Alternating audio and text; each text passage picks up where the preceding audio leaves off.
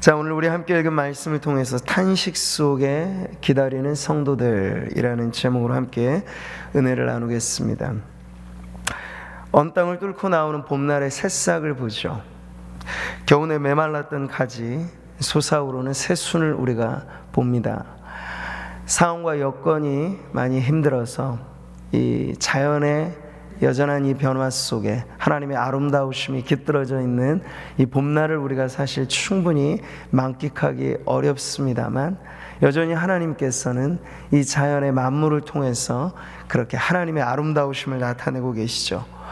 근데 여러분, 이 모든 봄에 피는 새싹들, 꽃들, 이 겨울을 지나고 나오는 이 가지의 새순은요, 기다림이라고 하는 걸 우리들에게 가르쳐 줍니다. 기다림이라고 하는 것이 새로운 변화를 위한 시간이라고 하는 걸 가르쳐 주는 거죠. 때가 되면 알을 깨고 나오는 새처럼, 또 엄마 뱃속에 꼬박 10달 동안 있다가 태어나오는 아기처럼, 물론 아기 태아들은요, 그 뱃속 엄마의 이 뱃속 세계가 사실 전부 아니겠어요? 그래서 이 세상 밖으로 나오는 것에 대한 기다림이 아기들의 입장에서는 크진 않을 수 있어요. 그러나 부모는 다르죠. 이 자그마한 엄마 뱃속의 아이로 만족할 수 없는 거예요. 이 아이가 세상 밖으로 빨리 나와서 이 아이의 얼굴을 보고 싶고, 이 아이가 앞으로 자라가는 것을 보고 싶은 부모는 그 10달 동안의 임신 기간이 정말 그 기다림의 시간이라고 할 수 있겠어요. 자, 여러분, 이 기다림이라고 하는 의미는 그냥 무심코 흘러가는 세월과는 다른 것이에요. 무언가 보고픈 것이 있고 이루어지기를 바라는 간절한 소원이 있을 때 기다림이라고 하는 게 우리에게 더 절실하게 다가오는 거죠. 먼 땅에서 오는 좋은 기별, 이것이 목마른 사슴에게 냉수와 같다라고 말씀을 하고 있습니다. 자, 먼 땅에서 오는 기별이에요. 그것이 아주 좋은 소식이 될 텐데, 목마른 사슴에게 냉수와 같은 것이라고 말하죠. 이전의 세대는 사실 이런 것을 아날로그적인 소통의 방식에서 많이 경험하지 않았습니까? 손편지를 썼던 시대가 있었어요. 불과 몇십 년 전만 해도 연애 편지는 다 손편지로 그렇게 쓰였죠. 근데 지금은 모든 게 다 SNS화 되어 있어요. 카톡으로 서로의 사랑, 그것도 말로 표현하지 않아 이모티콘으로 감정을 표현해주는 형상화된 대리적인 감정 표현을 알아서들 해주고 있습니다. 그러니까 즉각적이고 동시적인 소통은 가능해졌지만 기다림이라고 하는 것의 의미가 점점 옅어지고 있죠.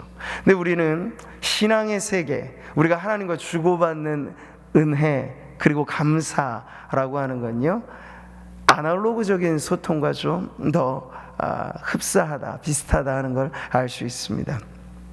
자, 오늘 우리가 함께 읽은 시편 13편 말씀, 성경 봉독을 스킵했네요. 같이 한번 시편 13편 말씀을 같이 한번 펴시고 읽어보도록 하겠습니다.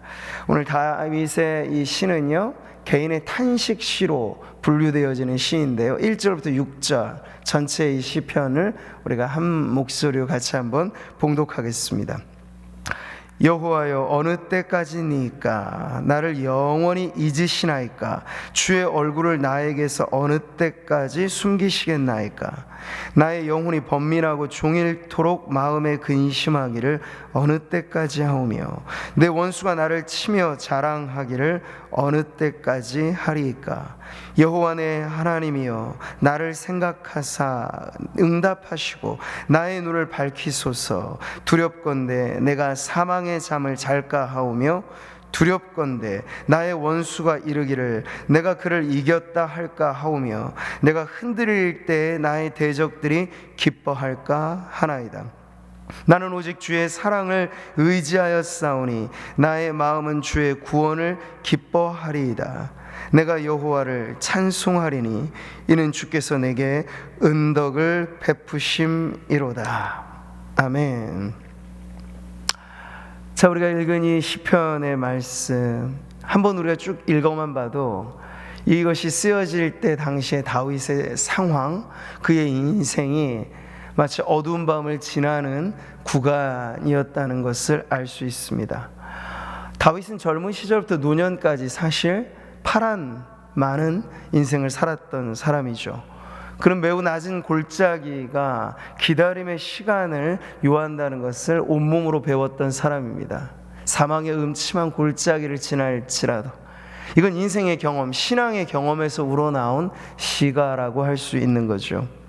기다림의 수업은요, 다 똑같지는 않아요. 강도가 매우 높은 그런 수업이 또 있을 수 있고, 그냥 짧게 스치고 지나가는 수업이 있을 수 있어요. 여호와여, 어느 때까지니까, 시작부터 간절한 그의 이 식구는요, 지금 이 기다림의 시기를 통과한다고 하는 것이 그저 살짝 건너가는 얕은 강가 정도의 문제가 아니란 걸 알 수 있어요. 한때 스쳐 지나가는 소나기 같은 시기가 아니고, 여름철 아주 오랜 장마처럼 말이죠, 찌뿌둥한 날씨가 오래되고 햇살 내리쬐는 그런 쾌창한 날 보기가 어려운 그런 인생의 장마철과 같이 지금 오랜 기다림 속에 그가 쏟아내고 있는 이 탄식, 절규가 1, 2절을 보면 동일한 억구로 계속 반복되는 걸 볼 수 있어요.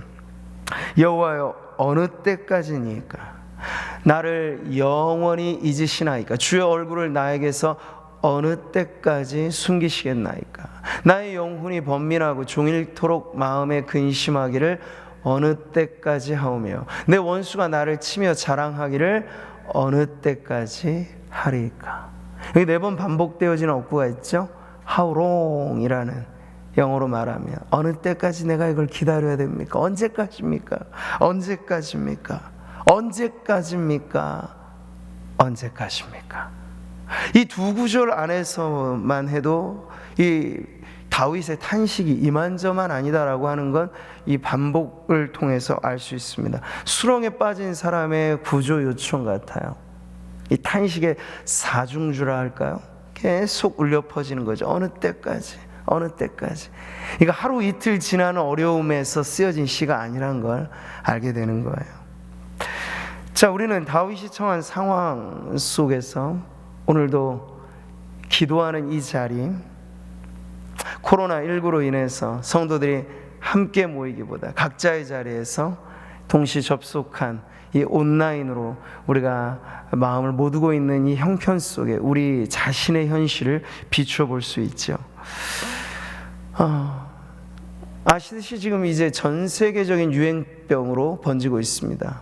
뭐 유럽, 이탈리아라든지 미국, 우리가 정보로 접하는 데이터이긴 합니다만 어마어마한 수치의 확진자들이 계속 늘어가고 있어요. 그러니까 이게 지역적인 어떤 질병의 문제를 벗어나서 전 세계적인 유행병이 된다는 건 한 나라만 잘해서 되지 않는다는 걸 의미합니다. 그렇다고 지금 국경의 장벽을 완전히 걸어 잠글 수 있습니까? 지구촌이 되어져 있는 세상인데요, 수출과 무역과 이런 게 없으면 경제는 마비됩니다. 그러니 울며 겨자 먹기로라도 서로 간에 소통을 끊을 수는 없는 거예요. 근데 소통이 있으면 또 이 질병은 계속해서 서로 상호적인 작용으로 장기화될 우려가 있다는 걸 지금 보여주죠. 그럴수록 우리는 점점 더 메말라지는 현상을 경험할 것입니다. 사람들은 전염병이라고 하는 질병 그 자체보다도 이제는 우리 내면 안에 코로나 블루라는 말이 생겼잖아요. 마음의 우울증이 생기는 거예요. 폐쇄적인 공간 안에 오래도록 있다 보면 사람들의 마음은 저마다 좁아집니다. 좁아져요. 자, 이런 어두운 전망 속에 교회와 성도들은 어떻게 살아가야 할까? 어떤 마음, 또 어떤 자세로 살아가야 할까에 있어 오늘 이 말씀이 우리들에게 신앙인으로서 깨어 있어야 될 그 자리를 가르쳐 주는 말씀이에요. 자, 개인의 탄식시로 제가 말씀을 드렸죠. 다윗이 그렇게 하나님 앞에 탄식하며 나아가는 이 시는요, 우리에게 있어서도 지금 여러분 다윗이 왕이었을 때든 언제였을 때든 자신의 속을 그저 적나라하게 드러낸다, 이거는 쉽지 않아요. 모두가 다 우리는 근사하고 번듯한 외면을 사람들에게 보이길 원하지 울부짖는 우리의 내면을 들추어 보이고 싶어 하지는 않습니다. 개인의 공간은 침해되지 않기를 바라는 거죠. 근데 지금 다윗은 이걸 적나라하게 드러내고 있어요. 무너져버린 자신의 심정을 탄식 속에 끄집어내고 있다는 거죠. 이 시가 우리에게 요구하는 것은 어둡고 힘든 시절을 지나갈 때 우리는 있는 모습 그대로 하나님 앞에 나아가는 법을 배워야 한다는 거예요. 그 전까지 상황과 여건이 그저 우리가 무언가 서로가 서로에게 어느 정도의 안정의 거리가, 존중의 거리감이 확보된 상태에서는 모두가 다 멋져요, 예뻐요, 근사해요. 하지만 그 거리가 점점 더 가까워지면 우리는 전에 보지 못했던 이 감춰진 이 여러 가지 문제점들을 보게 되거든요. 근데 하나님 앞에 나아갈 때 우리는 계속 우리 자신의 속내를 감추고 번듯하고 있어 보이는 모습만 가지고 나아갈 수 없다는 거예요. 때론 탄식은 하나님 앞에 꾸며진 인격이라고 말하는 사회적인 가면을 벗어버리고 적나라한 자기 자신, 영혼의 맨 얼굴, 이걸 가지고 하나님 앞에 나올 때가 필요하다는 걸 가르쳐주고 있습니다. 여러분, 거대한 태풍이 한번 불어치면요, 엄청나게 깊은 바다도 업앤다운 하잖아요. 겉과 속이 완전히 뒤집어집니다. 그래서 새로워지는 거야. 바다 물결이, 해류라고 하는 게 경랑이 일어나는 거죠. 지금과 같은 전 세계적인 위기 어려움은 물론 피부로 느껴진 고통은 이만저만 아닙니다만 이것을 통하여 하나 얻을 수 있는가, 모두가 발전되고 문제 없었을 때는 드러내지 못했던 우리 영혼의 맨 모습, 맨 얼굴, 민낯이 여실히 드러나게 된다는 것을 알 수 있어요. 감추어진 자아가 끄집어내지는 거죠. 그래서 그때 우리가 진솔한 회개의 자리를 얻을 수 있다는 거예요.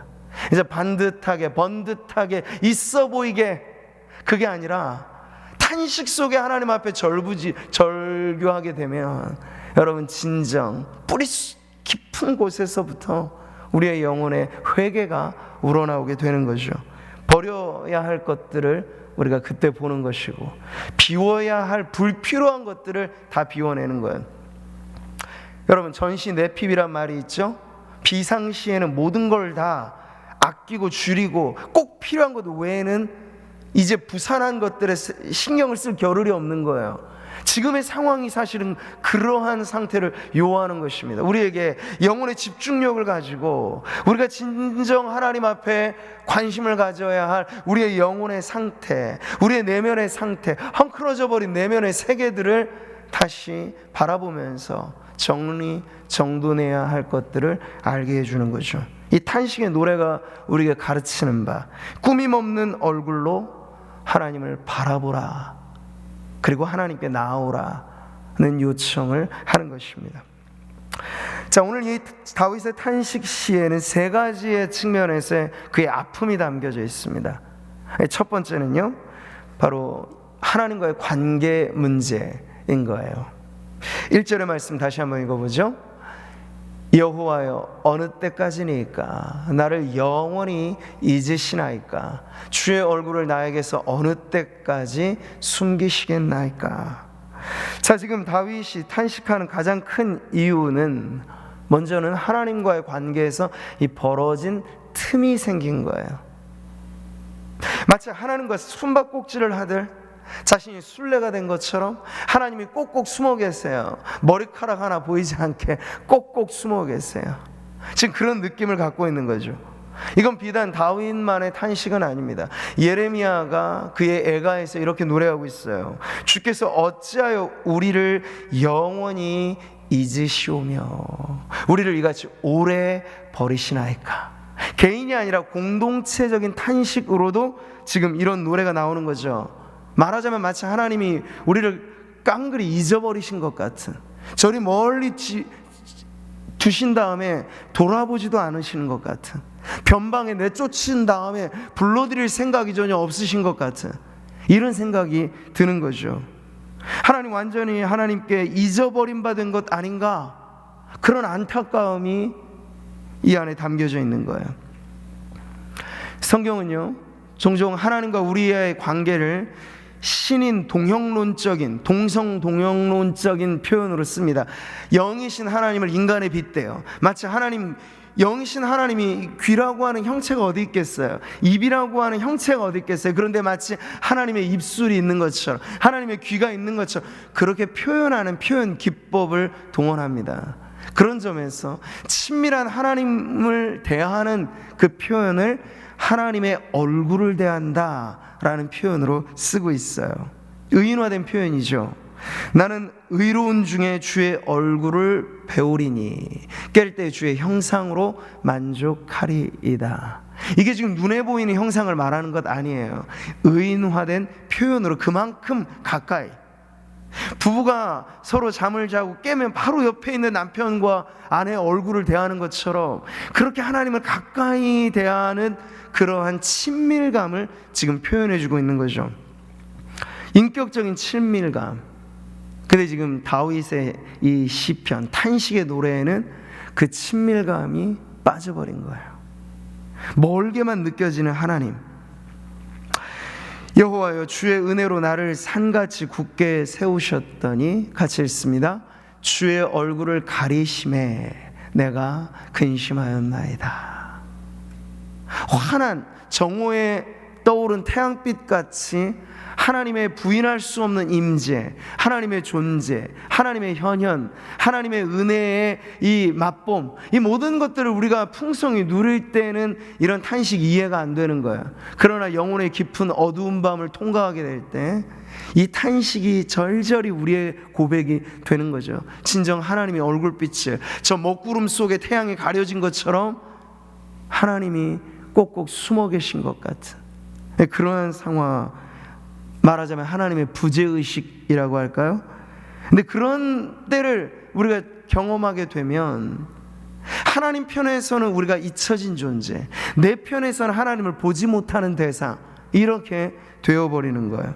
자, 이 모든 것이 결국 탄식의 주된 원인이 하나님과의 이 거리감으로 인한 것이라는 걸 말해주고 있습니다. 근데 말하자면 성도들에게 있어서 최고의 고통거리는 뭘까요, 여러분? 상황으로 인하여, 어떤 환경의 어려움 때문에, 대인관계의 어떤 문제들 때문에 다 우리에게 어려움이 될 수 있어요. 그러나 우리에게 느끼는 최고의 고통의 이 원인이 다름 아닌 하나님과의 이 거리감으로부터 성도는 최상의 고통을 느낀다라고 말할 수 있는 거죠.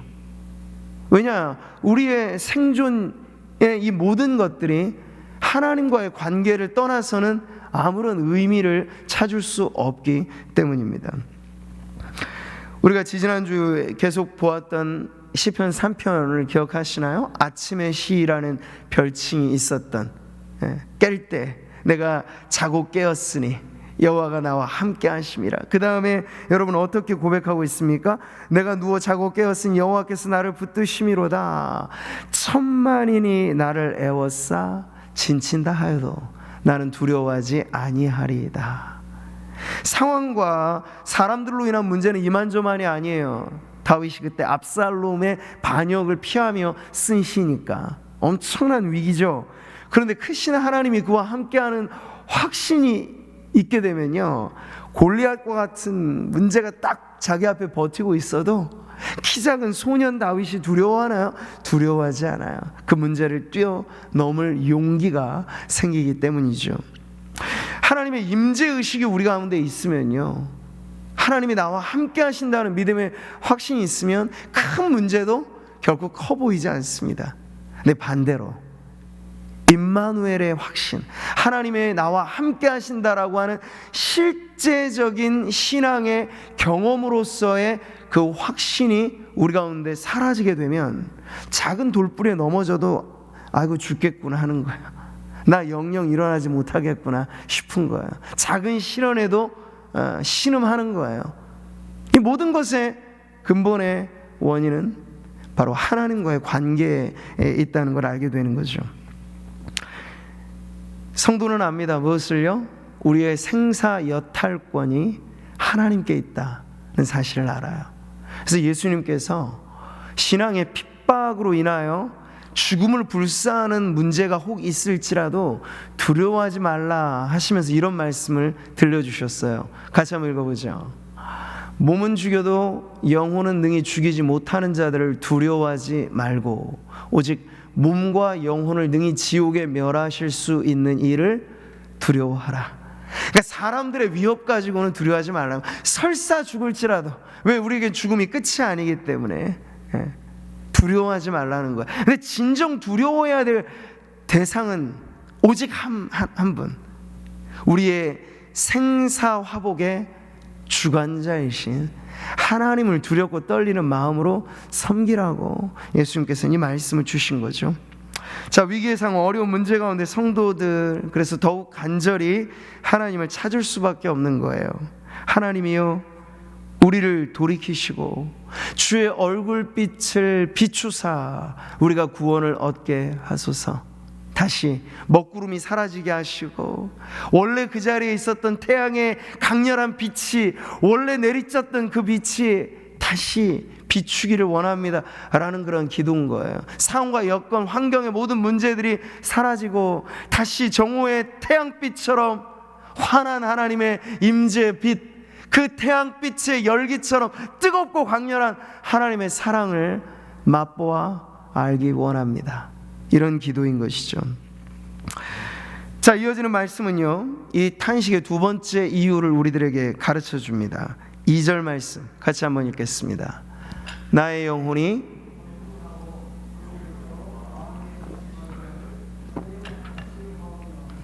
지금 다윗은 나의 영혼이 번민하고 종일 마음에 근심한다. 이게 어느 때까지 되겠습니까? 라고 탄식하고 있어요. 첫 번째가 하나님과의 관계의 문제로부터 탄식이 우러나왔다면, 두 번째는 자기 자신과의 문제 역시도 탄식의 이유가 되는 겁니다. 다윗은 지금 내적 방황을 하고 있어요. 내면 세계가 점점 황폐해지는 걸 경험하는 거죠. 사막화되고 있어요. 그로 인해서 종일 밤과 낮으로, 잠자기 전에도, 아침에 눈을 뜰 때에도 한숨이 떠나가지 않는 거예요. 큰 숨을 쉬면서 번민이 사라지지 않는 거예요. 근데 여러분, 이게 어디 다윗만의 모습일까요? 현대 사회는 갈수록 사실 사람들이 신앙의 문제를 떠나서도 자기와의 불화가 매우 심각해지는 사회를 우리는 보고 있습니다. 자기 불만족이라고 할까요? 근데 이것이 건강한 의미에서는 어떤 성숙을 향한 동기부여가 될 수 있어요. 불만족이라고 하는 것이. 근데 많은 경우에는 건강한 의미로서의 불만족이 아니라 사람들은 다 서로를 비교합니다. 미모를 비교하고, 능력을 비교하고, 지능을 비교하고, 사회적 지위를 비교하고, 무인도에 나 혼자 산다고 생각하면 여러분 대부분의 불만족은 사라질 거예요, 아마도. 근데 우리는 이 관계 속에 살아가잖아요. 아무리 친한 친구도 나보다 잘난 친구 있으면 마음은 편하지는 않은 거예요. 왜 사촌이 땅을 사는데 내 배가 아픈 거예요? 그게 사람이라고요. 이 관계 속에 우리는 비교 우위, 비교, 때로는 열등감, 이런 것들을 느낍니다. 점점 더 건강하지 못한 자아상을 만들어가고 있는 거죠.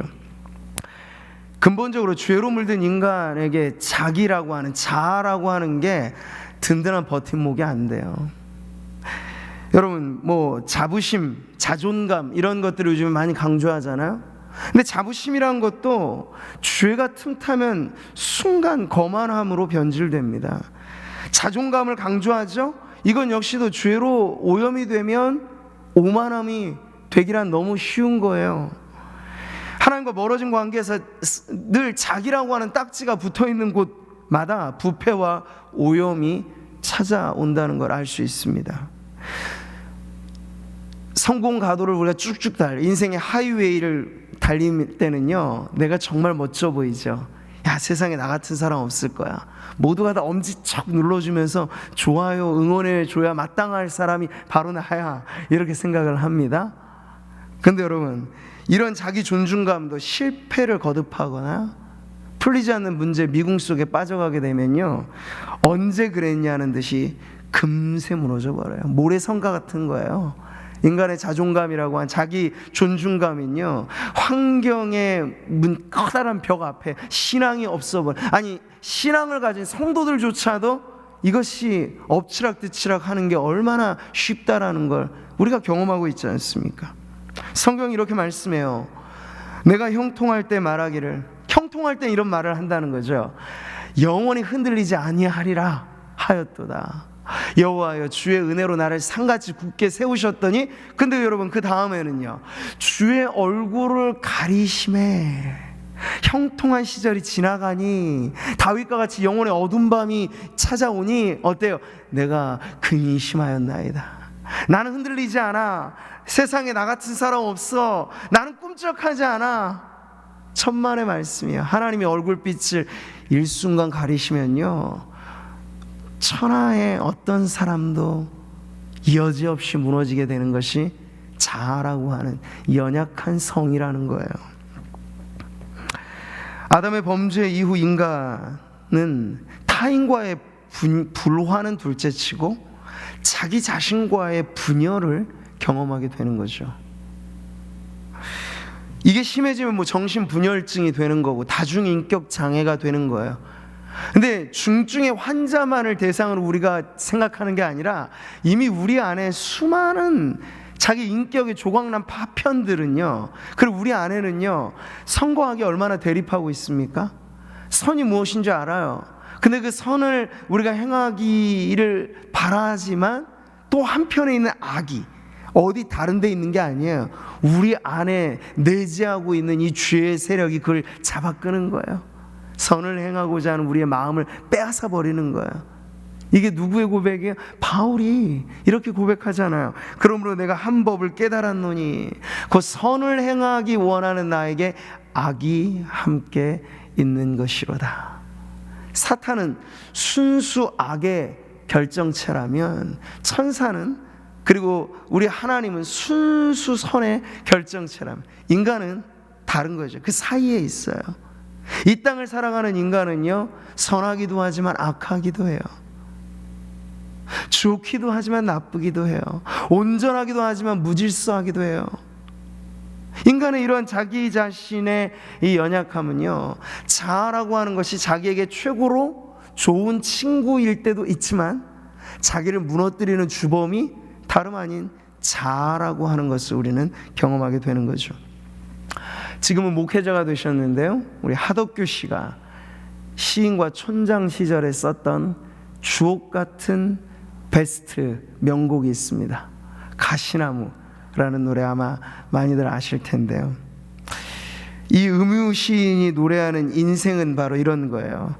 내 속엔 내가 너무나 많아. 성경 구절 아닙니다, 여러분.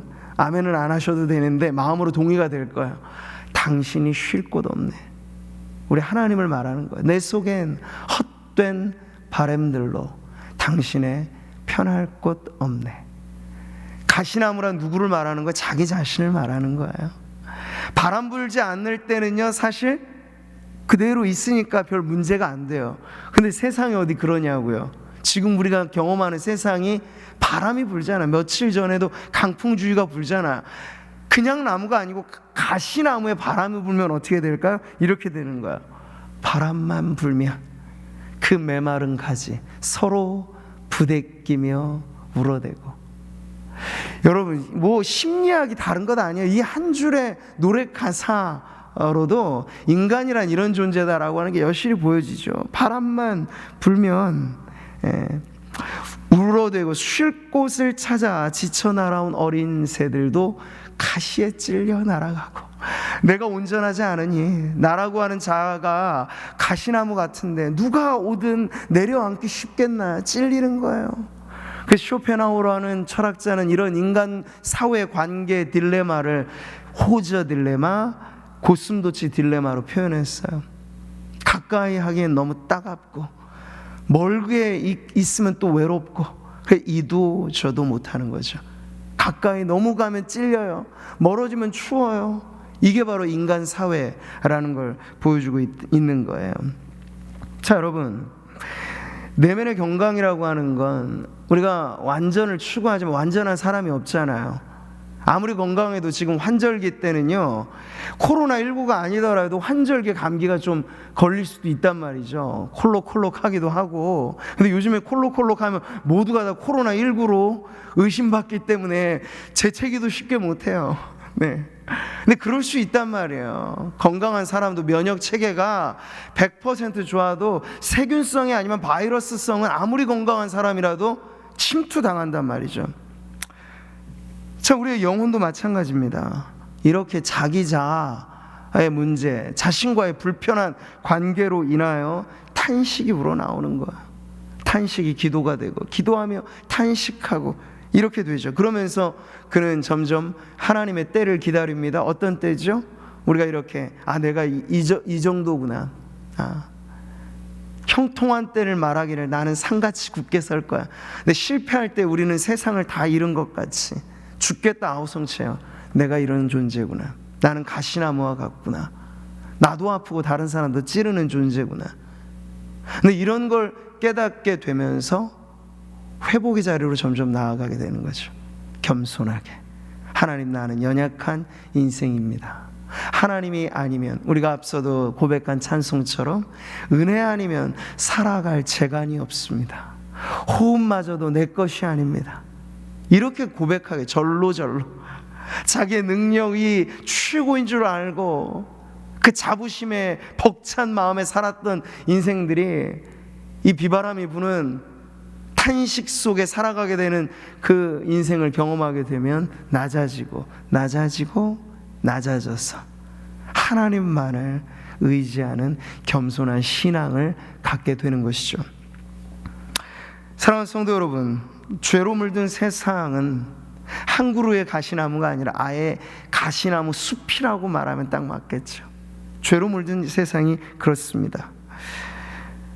그래서 지금 다윗이 세 번째로 나아가는 탄식은 자아와의 불편한 관계를 넘어서 타인과의 관계, 어제의 친구가 오늘의 적이 되고 믿었던 자식마저도 반역하게 되는, 돈이라고 하는 문제가 있어 봐요. 지금도 우리가 모 기업을 보면서 남매지간, 부모 자식지간 할 것 없어요. 지분 하나도 없고 그것으로 회사의 경영권 누가 갖느냐에 천륜 자체도 여러분 돈 앞에는 무의미해지는 걸 우리가 보고 있지 않습니까? 누구나 그런 위험, 누구나 그런 위기는 경험하게 된다는 거죠. 자, 이 사회적 관계, 타인과의 관계가 세 번째 탄식의 이유가 되는 겁니다. 내 원수가 나를 치며 자랑하기를 어느 때까지 하리까? 이게 어느 때까지 마지막 탄식의 절규예요. 왜 우리가 많고 많은 비유 중에 이 세상을 정글의 법칙에 비유를 하겠습니까? 먹이 사슬, 약육강식, 맹수들이 으글거리면서 살아가려면 먹어야 돼요. 먹는다는 건 남을 죽여야 되는 거예요, 정글에서는.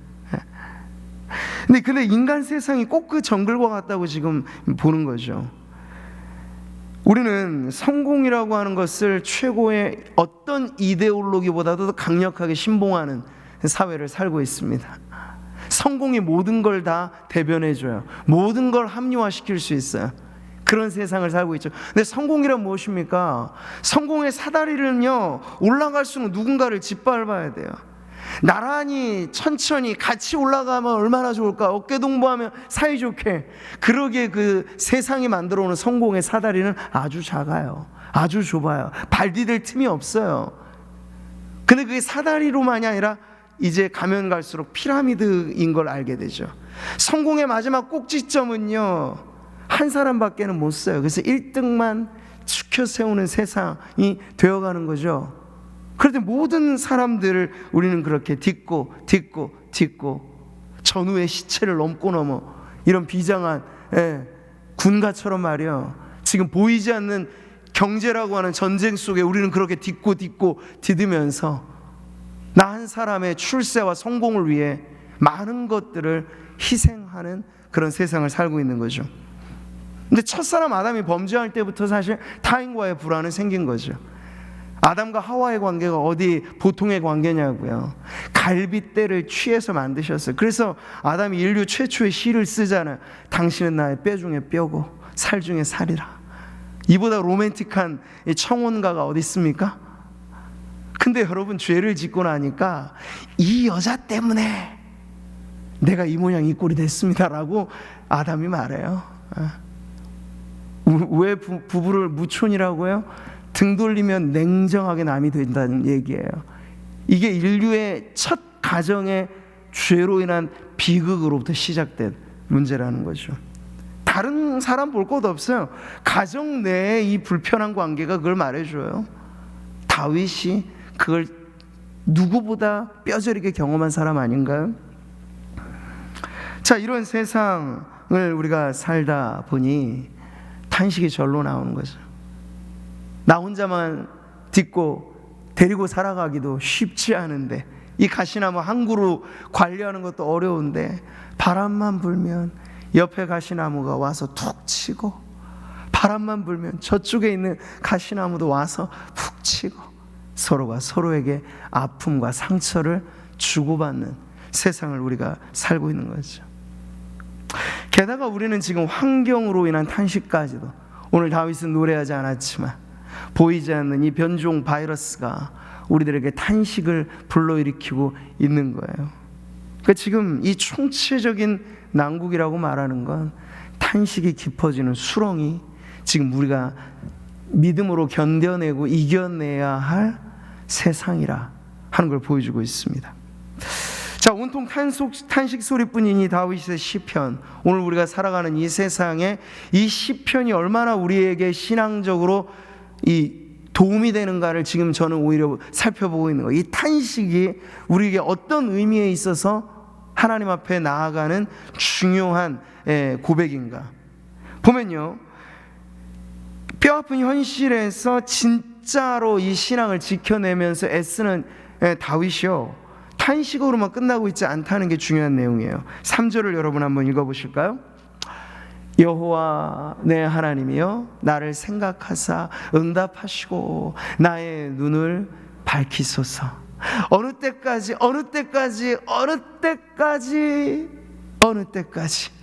이러고 끝나버렸으면 이건 진짜 탄식으로 끝나버린 시예요. 근데 그 다음에 다윗이 기도의 언어로 전환하고 있는 거예요. 3절이 그걸 보여줘. 여호와 내 하나님이여, 나를 생각하사 응답하시고 나의 눈을 밝혀 주십시오. 여러분, 여기 미세한 차이를 아시겠어요? 1절은 어떻게 시작했습니까? 여호와여 어느 때까지니까. 3절은 어떻게 시작합니까? 여호와 내 하나님이여. 미세한 차이가 있어요. 1절에 탄식 속에 불렀던 하나님은 멀게만 느껴지는 하나님, 그렇죠? 하나님과 내 사이 숨바꼭질하듯 하나님께 나는 잊혀진 바 되고 나는 하나님을 볼 수 없는 그 얼굴빛을 가리워 버리신 것 같은, 그럴 때 탄식 속에 부르는 하나님 여호와, 그 이름을 부르지만 그 이름이 우리들에게 별 위안, 안식이 되지 않는 거예요. 근데 여러분, 다윗이 기도하며 부르는 하나님은 좀 달라요. 그 여호와가 스스로 계신 분일 뿐만 아니라 나의 하나님이라고 지금 고백되고 있는 것이죠. 나의 주 나의 하나님으로 부르면서 기도는 시작되고 있는 것입니다. 여러분, 이게 지금 도마의 고백이죠. 나의 주님이시오 나의 하나님이시니이다. 예수님이 부활하셨는데 제자들이 전해줬는데도 도마는 안 믿어요. 못 믿어요. 믿음이 그만큼 연약한 제자였죠. 근데 예수님께서 오세요. 못자국 난 손을 보여주시면서, 창자국 난 옆구리를 보여주시면서, 너 보고 믿지 않는 자 될래? 보지 않고 믿는 자 될래? 주님이 도마에게 이렇게 말씀을 하세요. 그랬더니 도마가 어떻게 고백합니까? 그 연약한 제자이지만 나의 주님이시고 나의 하나님이십니다. 당신은, 그렇게 고백하는 거예요.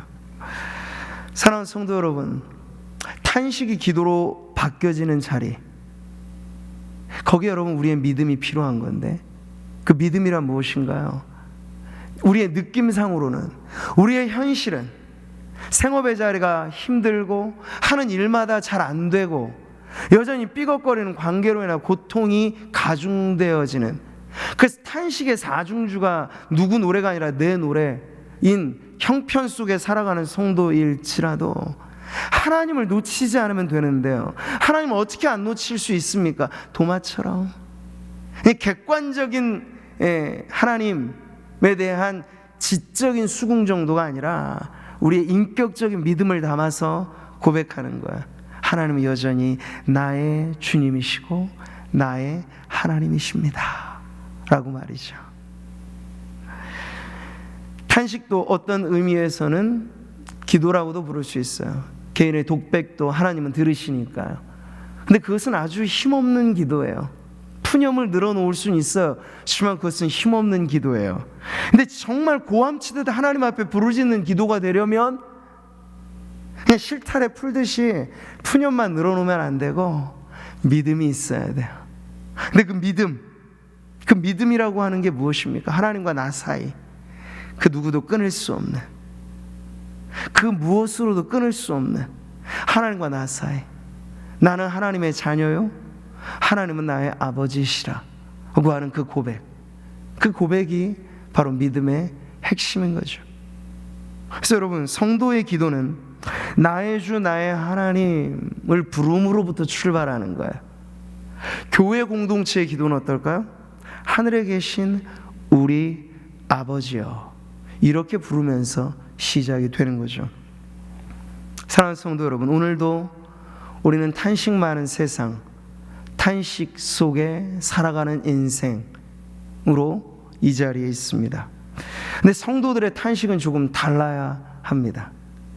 기도로 나아가고, 그래서 탄식 속에 기도하며 기다리는, 어느 때까지입니까? 라고 하는 것이 비관적인 절규가 아니고, 기도가 그 뒤에 이어지게 되면요, 기다림의 고백이 되는 거예요. 탄식 속에 기다리며. 하나님 오래 참지 않으실 거예요.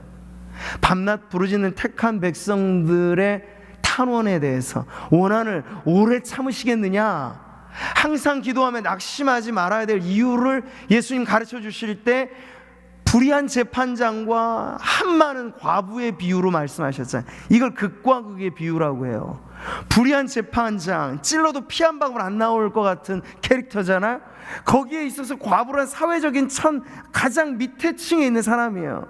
누구 하나 도와줄 것도 없는 이 극과 극의 조합이 이루어지지 않을 것 같은 이 관계 속에서도 과부가 계속해서 탄원하니까 불의한 재판장도 움직이는데, 하물며 하늘에 계신 우리 아버지께서 밤낮 부르짖는 택한 백성들의 그 기도, 그 탄식, 그 원한, 그 절규, 그걸 듣지 아니하시겠느냐?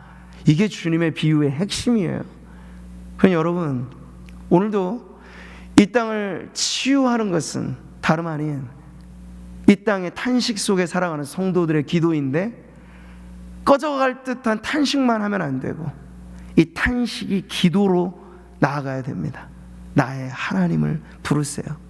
있는 모습 그대로라고 했죠. 꾸밈 없는 모습으로 하나님 앞에 나아오되 연약한 제자 도마에게도 찾아오셨고, 비겁자인 제자 베드로를 위해서도 그의 믿음이 땅에 떨어지지 않도록 중보기도 하셨던 예수님을 여러분이 믿으시기 바랍니다. 그 믿음을 가지고 오늘도 나의 주 나의 하나님, 주님을 바라고 주님을 부르며 탄식 속에 하나님이 회복하실 그 날을 기다리는 그러한 믿음으로 이 땅을 살아가는 우리 귀한 성도님들 되시기를 주님의 이름으로 축복합니다.